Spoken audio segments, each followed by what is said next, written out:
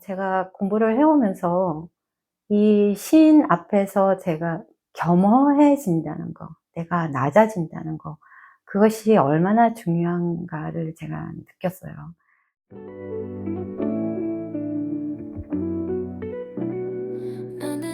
이번에 주제는 조금 심오한 주제인데요. 어, 은혜와 축복에 대해서 이야기하고 싶어요. 제가 굉장히 그 영적인 그런 길을 걸으면서 저는 이제 불교에 어떤 근간을 두고 이제 처음 시작을 했기 때문에 신이라는 개념이 굉장히 낯선 개념이었어요. 그래서 신보다는 어떤 내가 깨달아서 어떤 신적인 존재가 된다, 아니면 뭐 부처가 된다, 뭐 그런 생각들을 많이 했었는데, 신에 대해서 이제 생각해 보게 된 것은 사실 그렇게 오래되지는 않아요. 신이란 이름도 많이 듣고, 이제 교회 가면은 이제 신에 대해서 이야기도 많이 하지만, 이상하게 어떤 거부감이 있었던 것 같아요. 어떤 교육에 의해서 어떤 그런 거부감이 있었겠죠. 근데 제가 그 홍콩에 잠깐 한번 가서 사드구루라는 분을 만난 적이 있었는데, 그분의 어떤 리더십이나 어떤 가르침 이런 것들이 굉장히 멋지다, 이런 생각을 많이 했었어요. 근데 그분을 통해서 어떤 힌두교 쪽에 대해서 이제 잠깐 알게 됐는데, 저는 이제 주로 이제 요가나 어떤 그 명상 관련해가지고 이제 그분 이제 어떤 그런 그 펑션에 제가 이제 한번 가봤었는데요. 근데 그분이 이야기하시는 것 중에 신에 대해서 이야기를 하는 거예요. 그래서 제가 굉장히 의외로 생각을 했던 거예요. 그래서 그분이 뭐 명상을 해서 이제 뭐 이 툴을 가지고 그냥 하는 것보다는 이제 의자를 만들 때 툴을 가지고 하면 훨씬 빨리 만든다. 그래서 어떤 그런 요가 같은 것들이 이제 그런 툴로 이제 해서 이제 그런 가르침을 많이 피셨는데, 그분이 그 그레이스에 대해서 이야기를 하더라고요. 신의 은혜, 은총에 대해서 이야기를 하시는 거예요. 그러면서 그 은총이 있어야 우리가 이 세상을 살아가는 데 있어서 쉽게 살아갈 수 있다. 그것은 마치 윤활제와 같이 이렇게 우리의 삶을 부드럽게 해준다, 그렇게 이야기를 하는 거예요. 그래서 그게 굉장히 의외로 생각을 했거든요.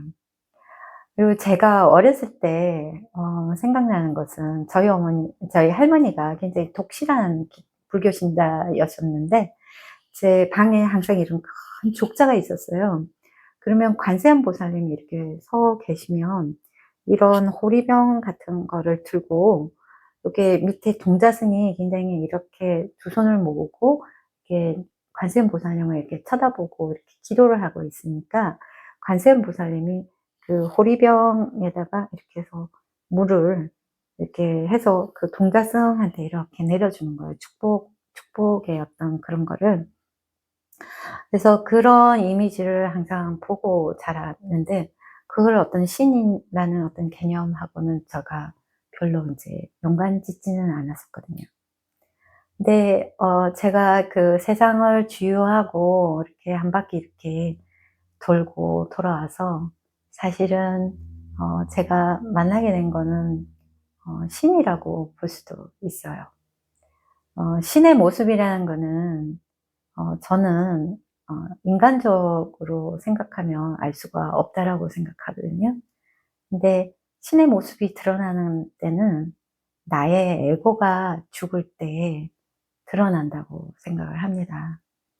근데 우리 모두는 신의 자식이기 때문에 우리의 모습은 신의 자식이고, 그렇지만 우리를 있게 한 하나님 아버지, 우리가 그렇게 하면 거부감을 많이 느끼시는 분들도 있겠지만, 또 이제 스타워즈에 보면 소스라고 나오잖아요. 그렇게 소스라든지 아니면 우리를 있게 한 본체라든지 그런 식으로 이제 이야기를 할 수도 있고, 아니면 홀리 스피릿 뭐 이렇게 이야기도 할 수도 있겠죠. 근데 이제 제가 감히 신에 대해서 이야기를 한 게 아니라 제가 공부를 해오면서 이 신 앞에서 제가 겸허해진다는 거, 내가 낮아진다는 거, 그것이 얼마나 중요한가를 제가 느꼈어요. 나라는 에고가 막 살아있을 때는 내가 모든 것을 다 할 수 있을 것 같고 그렇잖아요.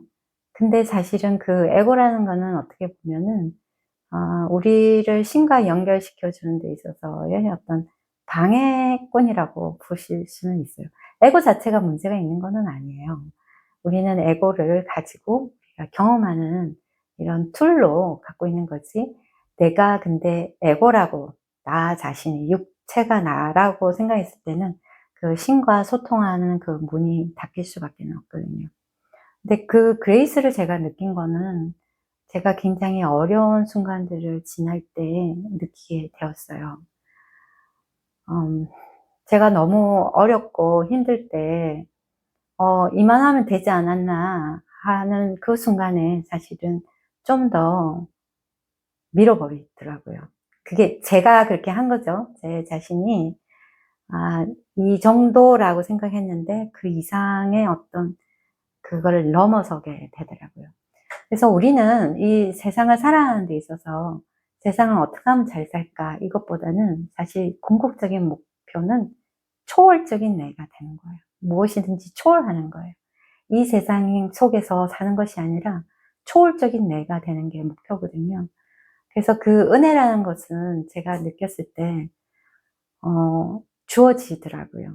그거는 어떨 때 주어지냐면 내가 정말 겸허해질 때, 내가 낮아질 때, 그리고 나의 에고의 어떤 고집을 내려놓을 때 그 은혜가 주어지는 거였어요.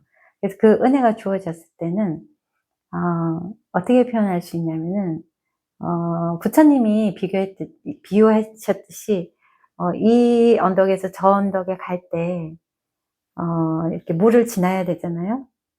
그랬을 때 그 은혜라는 것은 마치 뗏목과 같아요. 그래서 무거운 어떤 짐을 들고 있더라도 그 뗏목을 타고 가면은 우리가 순조롭게 갈 수 있듯이 이렇게 뗏목과 같이 되는 거고, 그 다음에 또 우리가 이 세상이라는 거를 물이라고 비교했을 때 은혜라고 치면은 기름을 받는 것과 마찬가지죠.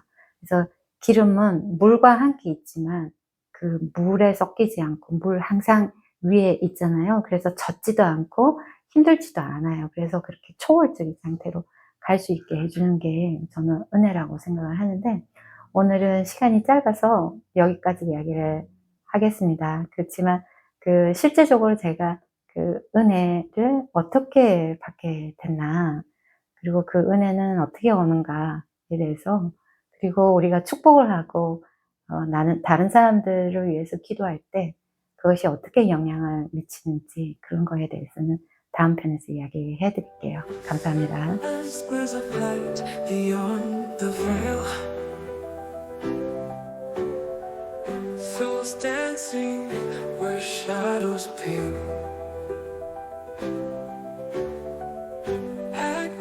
Of courage, dreams unbound, reaching beyond what can be found. The glory of souls burning bright, transcending darkness, infinite light. Spirits ascending, pure and free, unbroken by time's fragility.